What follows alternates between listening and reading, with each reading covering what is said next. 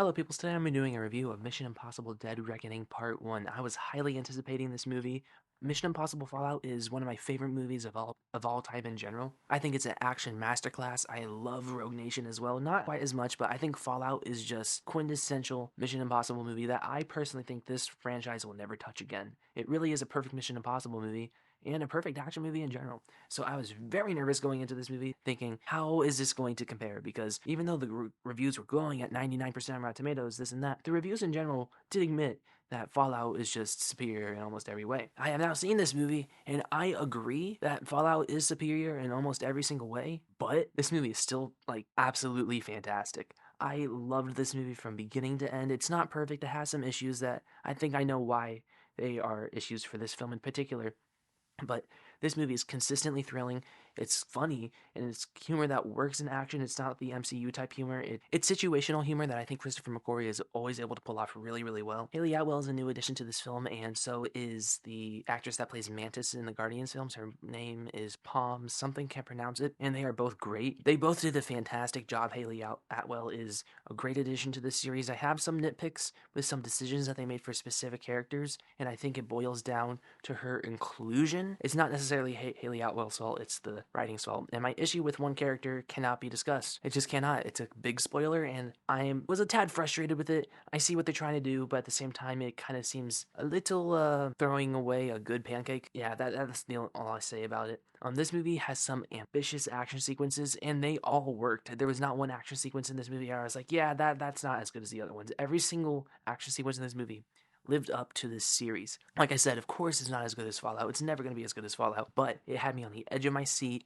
It had me jittering. It had me nervous. It had me nervously excited. And I will say that this is the most unpredictable Mission Impossible movie, and that's what I loved about it so much. You know, when you watch Mission Impossible movies, you expect there to be a twist. This movie really questions, well, you expect there to be a twist, so will there be a twist? Is it going to work out exactly how they said? Will it work out not as they said? And you're questioning that throughout the entire movie. And so you don't want to believe things, but you partially believe it. Not all centers around the artificial intelligence device in this movie. I know some people are complaining about the use of that in this movie, and I see where some complaints fall in, particularly since with the character's reliance. But at the same time, the movie does address some of those situational things. So I definitely see the complaints, but it did not bother me at all in this movie. The villain this time around is hooked to Ethan's past, and you've seen that a little bit in the trailers.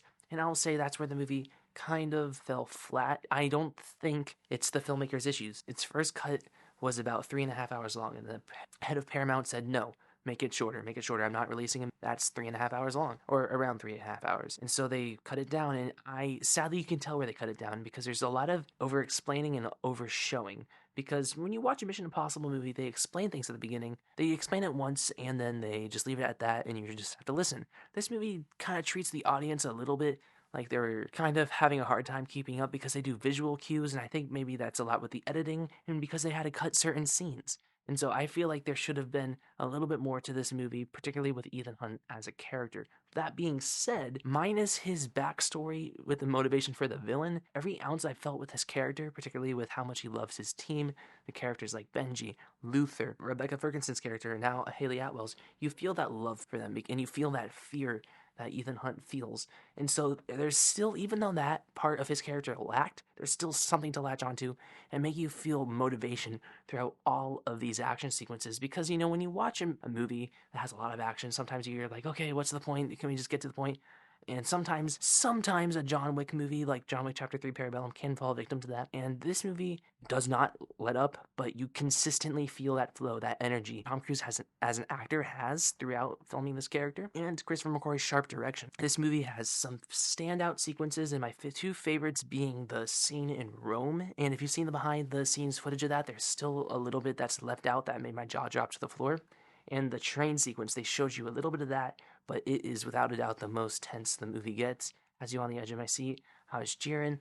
Well, not really cheering. I was just more so kind of like, oh God, what's going to happen? But that's what I love about this movie so much. It really has you going, what's going to happen next? Obviously, this is one of a two-parter, and it shows obviously in the end, but the movie still feels complete. You feel the completeness with this film, and you feel like you were fed the goods that Tom Cruise can provide. This movie, though, sets up a big thing at the end that I'm like, can Christopher McQuarrie and Tom Cruise pull this off? And I believe that they can, because They are 3 for 3 right now. I don't know how this ranks among the Mission Impossible series. This honestly could be my second favorite. In fact, I think I might prefer this to Rogue Nation. My issue with Rogue Nation is that it runs out of steam by the third act, and while Fallout and Dead Reckoning fix that issue where I feel like it's a consistent upscale to that third act that and it crescendos in the most beautiful way, while Rogue Nation and Ghost Protocol a little too early with Rogue Nation, it peaks during the chase sequence, and then with Ghost Protocol peaks with the Burj Khalifa stuff. The last two movies, easily I think the best of the series. They found a formula, it works. This movie has some issues, but like I said, I don't think it's Christopher McQuarrie's fault.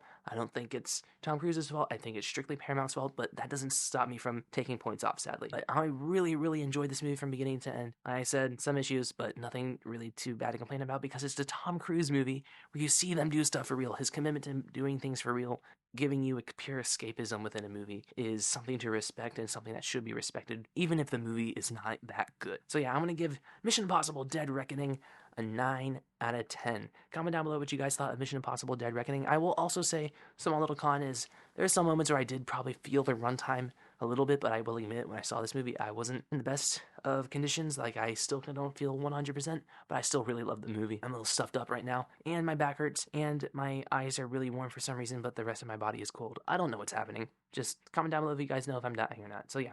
Anyways, like, share, subscribe, and stuff like that, and adios.